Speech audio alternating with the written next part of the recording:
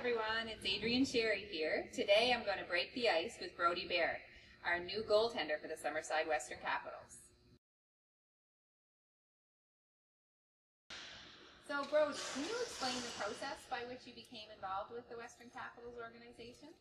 Well, it was a summer and I was sitting at home and not really sure what my plans for next season were. The phone rang one day and it was Pat. He told me that he had a trade done with my former junior team, the Carleton Place Canadians. He walked me through the organization and the program that they run out in Summerside, and everything seemed like a great fit. I was very excited right off the bat, and one thing led to another, and next thing I know, I was signing my contract and getting ready to move out to Summerside. And what or who specifically inspired you to play hockey and to become a goaltender? My uncle and stepdad were both goalies, and I think that's something I grew up seeing them do, and I watched, them make saves and how they played the game, and it's just something I really, really enjoyed when I was growing up. And my first game of goalie, I was young, probably about 6, and I think I let in 22 goals, and there was just something about the thrill of being a goalie that stuck with me, and I've loved it ever since. Brodie, what's your mindset going into a game? During a game, I like to just stay as calm as I can, whether we're up 5-0, whether we're down 5-0. If I let in a bad goal, I try to just erase it from my mind right away and move on to make the next save. And same thing when we're up. If we're playing well and I make a big save, then it's great at the time, but you got to put it in the past and move on so you can prepare for that next one. And do you have any pregame rituals? As far as pregame rituals go, I do have probably a lot that I don't even realize I do, but I wouldn't call them rituals as much as just a routine. I like to keep my game days pretty much the same. Brodie, what's your favorite part about being a goaltender? I think my favorite part about being a goaltender is just being that last line of defense.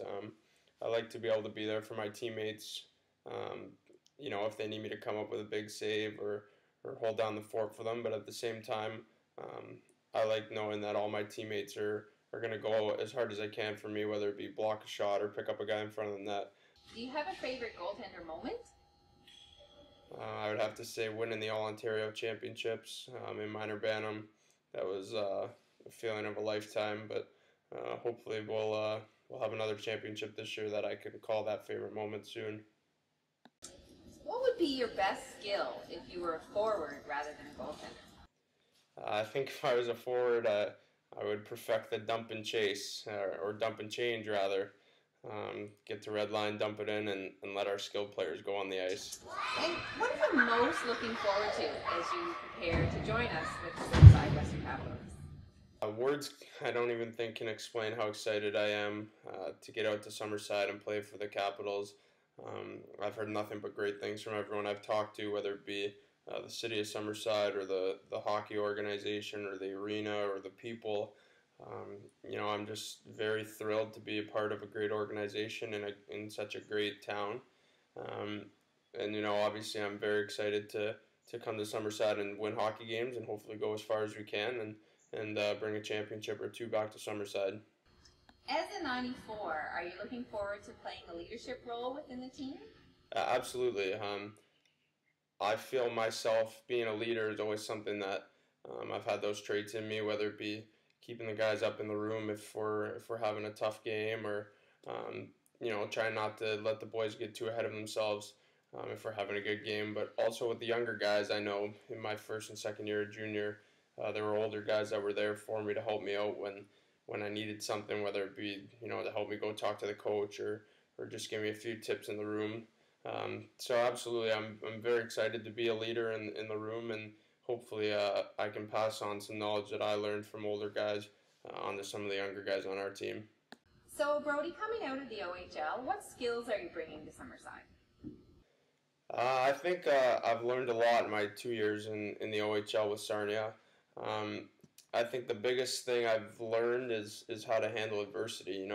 At that level, it's a ton of adversity, whether it be playing minutes, how you're playing, the fan support, and it's a business when you get to that level.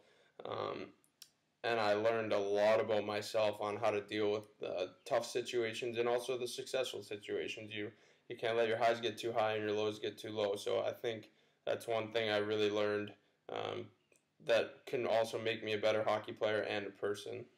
So, Brodie, give us the inside scoop. What was it like to play with NHLers like Boucher and Galchenyuk? It was truly awesome. I mean, those are two great guys, but there's also other guys that I played with that play at a higher level, whether it be Charlie Sauro in the American Hockey League or Connor Murphy in the American Hockey League, and my goalie partner my first year, JP Anderson.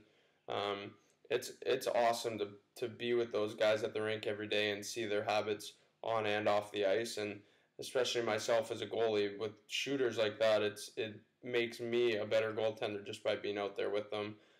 And especially with my goalie partner, JP Anderson, I learned a ton from him in the 1 year that I was with him, because he's a pro goaltender, and just how they handle themselves every day is truly something awesome to watch.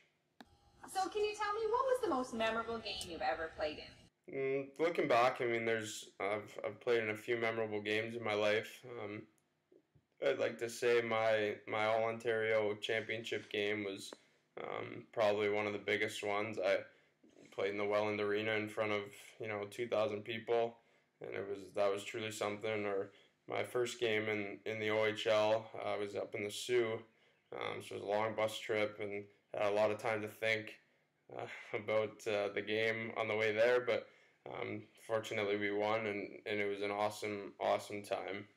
So, as a 20-year-old, what are your goals as you finish up your junior hockey career? Well, after my junior career, obviously, I'm looking forward to going and playing CIS. I'd like to stay on the East Coast, and that was part of what made my decision to come to Summerside an easy one. So, Brodie, besides hockey, what are some of your favorite pastimes? Well, I grew up playing baseball in the summer when I was playing hockey in the winter, and I've always loved the game of baseball, whether it be watching or playing. I'm a big Red Sox fan, so I try to watch a lot of their games in the summer. Other than baseball, I'm a big music fan, so I have a record collection, so I like to add to that whenever I can. And probably my biggest hobby is going Saturday morning garage sailing with my family. We've been doing it for years now, and it's just something that's great to wake up to on Saturday mornings and go see some cool stuff that we can buy. So, do you like music? What was the last concert you've seen? The concert I went to was the Dave Matthews Band in Toronto. It was the 9th time I've seen them, actually, and it was amazing like every other time. I've traveled to Toronto, Buffalo, and actually went down to New Jersey last year to see him play a couple shows, and every time I go see him, he's just amazing.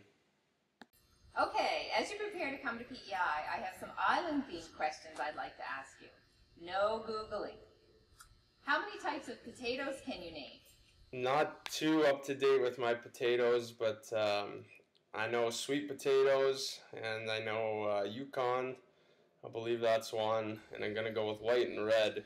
Have you ever read the famous novel Anne of Green Gables? As a future Islander, I'm ashamed to say that I haven't.